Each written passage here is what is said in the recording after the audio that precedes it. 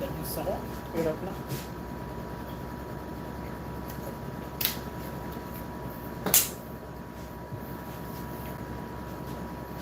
Vitamins tapos sa gabi ng pangpatong.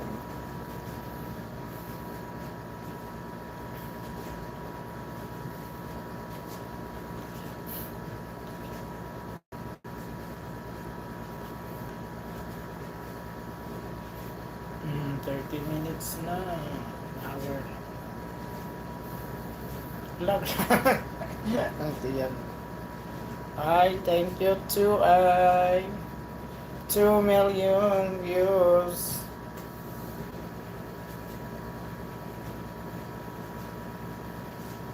Thank you.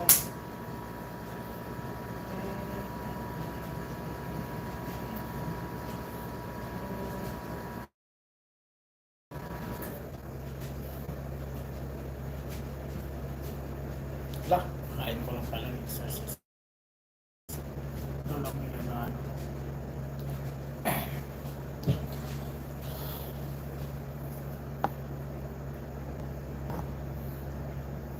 Bakit kumain ako ng biko? Ano lang naman kinain ko? Parang hindi. Sarakot-sara lang.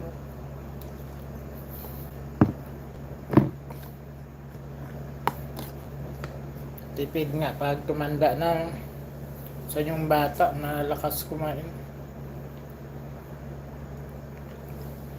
Ako yung niluluto ko pag nagluto ako ng ulam, patatlo, paapat ko. 2 araw ko kainin, pinipress ko lang. Sisira na lang, di pa maubos. Kung ayaw ko magluto, kaya nasasayang yung pagkain. Pero yung munggo ko siguro 3 kutsara lang o ano. Pero ang dami na. Nung umukad na siya. Parang ganun lang kadami ang munggo na niluto. Pero marami pa rin nung naluto na. Kumulo na.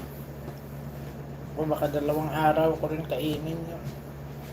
Dumami din kasi sa gulay.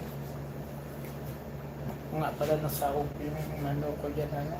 Ang hiwa lang na manok yung ngayon nila na ano, nilagay kong isang. Dinatidan ako dito ng ulam. Pero yung chicken naman kasi nila, fried, sobrang tuyong-tuyo na. Parang wala nang kalasa-lasa.